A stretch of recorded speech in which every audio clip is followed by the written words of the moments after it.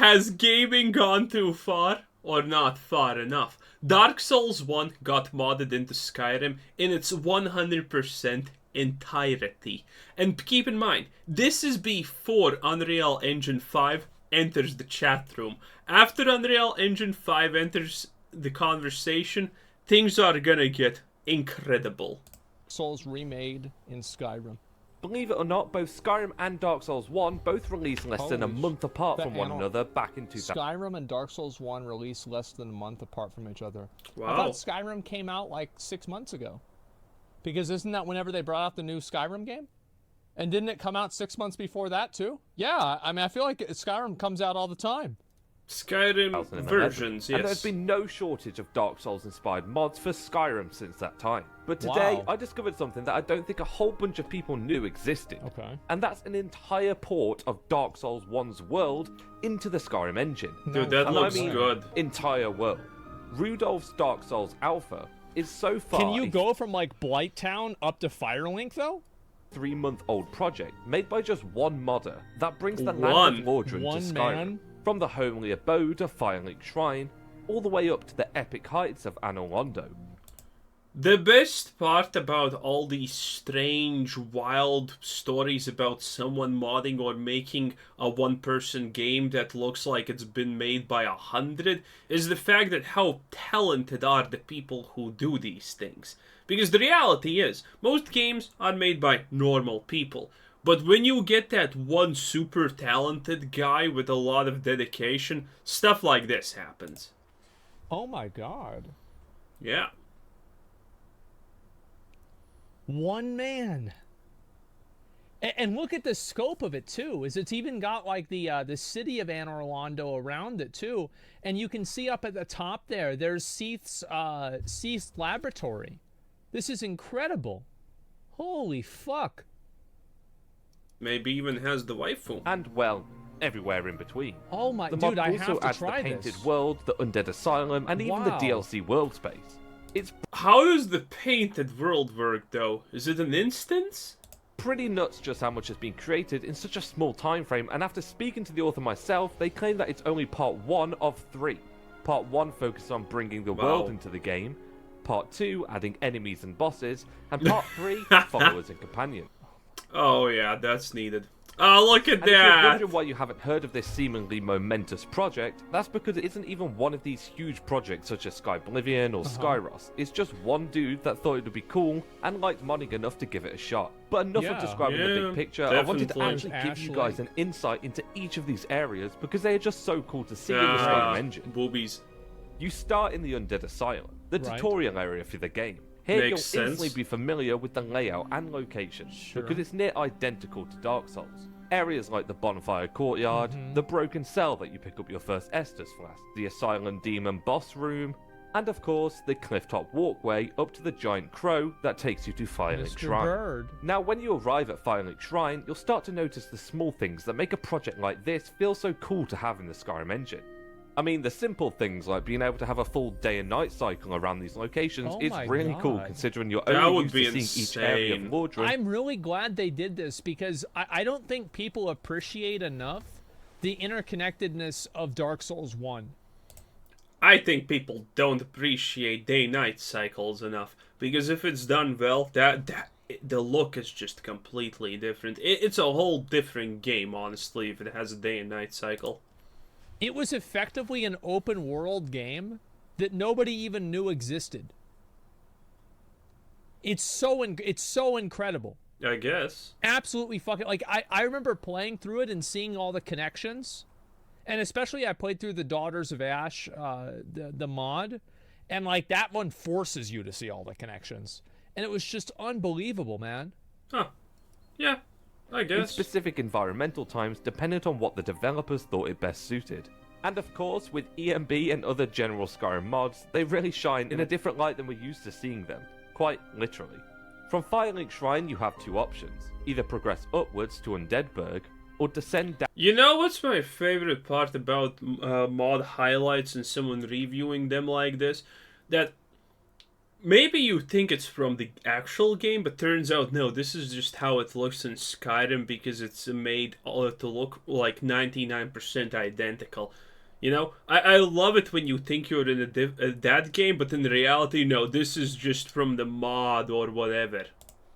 Down past the graveyard to the Catacombs, which is home to tight dark passageways and skeleton-infested caverns, even giving a sneak peek into the flaming city of Lost Izalith, before descending deeper into the dark abyss. The Catacombs is a dark and treacherous area of Dark Souls 1, located beneath the graveyard of Firelink Shrine. Yeah. It's a labyrinth network of narrow passageways, hidden traps and deadly enemies, filled with the bones of long-dead warriors and necromancers who continue to animate the dead. As players progress through the Catacombs, they'll eventually come face to face with the boss of the area, Gravelord Nito, who, like all the other bosses in this port, currently are just static meshes. But in Part 2, the mod author plans to implement them into the game so you can enjoy fighting them in Skyrim.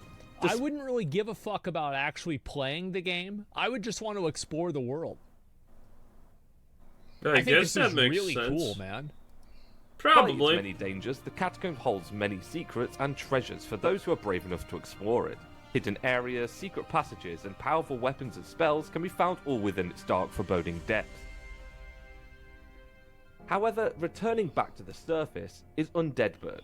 Undeadburg is the first areas that players encounter in Dark Souls 1, and it serves as sort of a tutorial for the game's mechanics. Good. It is a walled city filled with undead. Yeah. The area is characterized by its narrow streets and alleys. It looks good because it is good, you know. There's no anything. Which are often blocked by debris and barricades. As you progress through Undeadburg, you will encounter various obstacles and enemies, including the Hellkite Dragon, which guards the bridge leading to the Undead Parish, and remains one of the game's most memorable areas. Yeah, I would and say I know so. you want to see it, so below this area lies Blighttown, which is one of the most infamous and challenging areas in Dark Souls 1.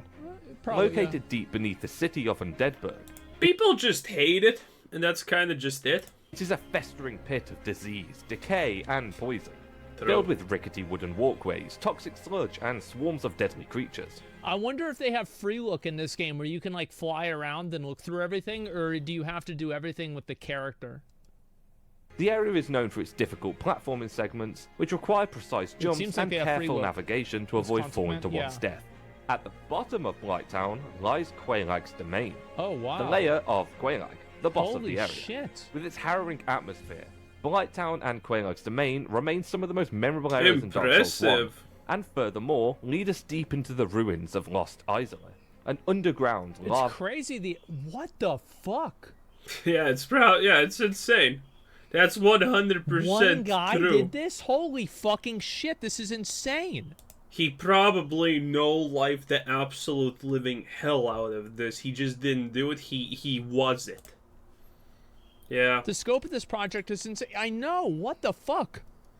Infested city, which is a little work in progress in this port, but still really gets me excited to see future updates to this mod, especially knowing that all of this only took 3 months so far. And something I'm even more excited to see finished is at the base of the very world itself, past the winding rooted path leading deep under the earth, lies Ash Lake, a hidden area with a vast open space with towering arch trees and deep waters. Obviously the assets aren't fully complete here, but you can see where this place is heading and really captures the feeling that you get when you come here in Dark Souls. Finally, in the lower area of Lordran, we have Sen's Fortress, which is currently... Like, can you fly from, like, Sen's Fortress to Anor Londo, though, or is it separate? I don't know. That's what I'm really curious about. You should be able... How much of this world is, like, one piece and how much isn't? Can you even segment in progress, which leads up past the Great Wall, revealing the most impressive area in this mod. It does. Wow.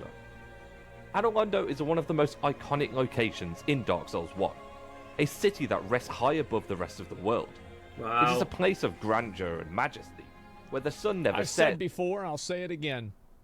Dark Souls 1, from the beginning of the game to completing Anor Londo and becoming, getting the Lord Vessel, there are experiences in video games that are as good as that, but there is nothing that is better. It is the best. And the stars are always bright. Upon arrival, the player finds himself standing on a wide bridge leading into the city, flanked by towering statues and lit by a brilliant sunset. Anor Londo is a city of contrasts, with grandiose architecture and sweeping vistas juxtaposed with treacherous traps and deadly enemies.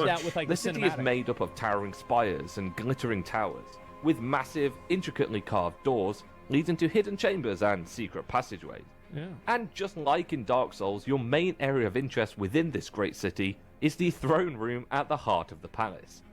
The throne room is a marvel of architecture with towering columns and sweeping arches, framing a massive, ornate throne with everyone's favourite chest ahead.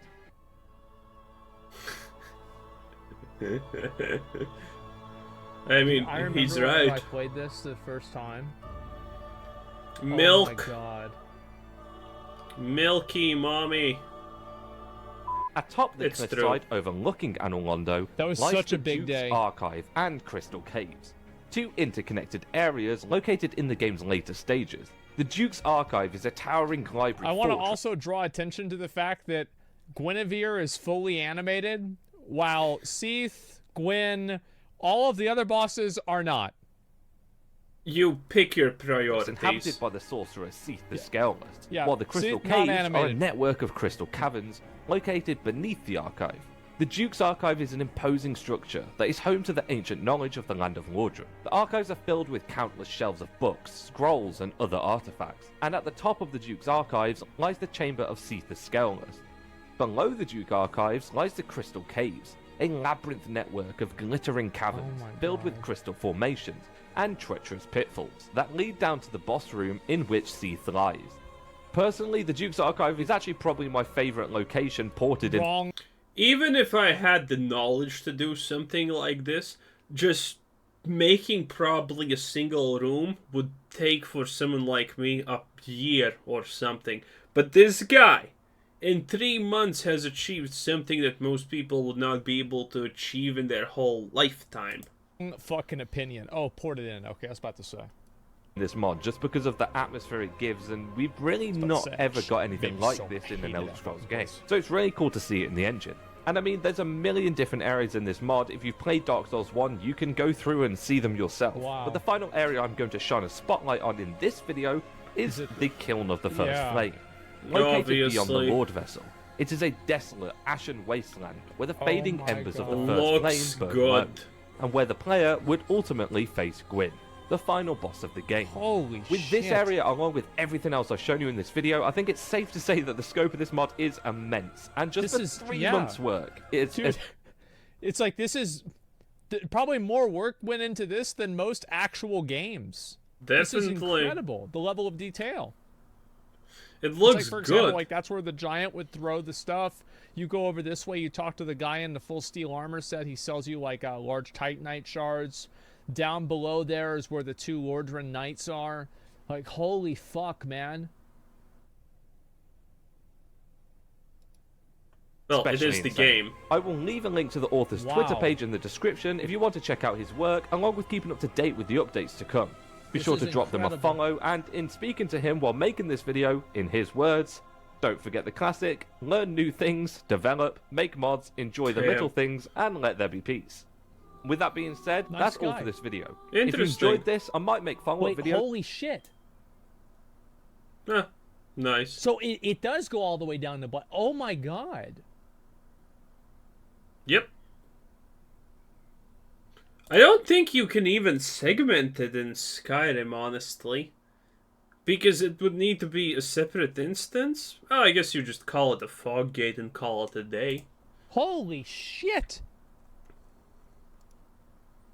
Covering part 2 and 3 as they're released, but other than that, be sure to like this video and subscribe for more. If you're in the market for a new PC, then check out my page over at Apex Gaming PCs, where you can choose from 3 different tiers, designed after the specs my PC has to run modded Skyrim. Use code BURNS at checkout for 5%. That situation when you just need to buy a new PC so you can play Skyrim, so you can play Dark Souls in it. Yeah, I think this is where the world's getting to.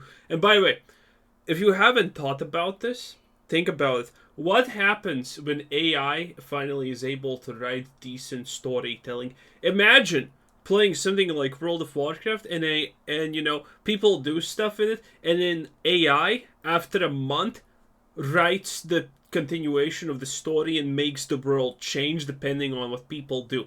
That is what I want to see. That is what the end game of gaming looks like, probably. An ever-changing world. Imagine, you go to sleep, you have done something in the zone, you wake up 8 hours later, and bam, the zone looks a little bit different because the AI changed it because a lot of people were doing things. Oh boy. Off your purchase, which when making an expensive buy like a PC can save a decent chunk of change. Other than that, thanks again for watching, and I'll see you in the next video. This was incredible. Big cool. Oh my god. Holy fucking shit, man. Looked amazing, yeah. Like, especially, dude, this was what I was hoping for. Because again, like, I would like to go through this mod and play it just so people that don't really, maybe they played through Dark Souls 1 once, or maybe they've heard of the game, they can really appreciate how interconnected the world is. It's most games are interconnected, though, honestly, especially if they're made like this. But yeah, no, I guess Dark Souls is a special situation because you don't realize how interconnected it is. One thing that people really never realize about is how interconnected Bloodborne is. There's a really cool video that actually shows people how everything connects with something in Bloodborne, and that is actually wild. Because there is not a single part of the game in Bloodborne that is not connected through an actual physical location, place, whatever you want to call it. And understanding that is kind of wild. That is absolutely kind of big wild. But in any case, man, this was impressive. One man, 3 months making a miracle happen. That is 10 out of 10.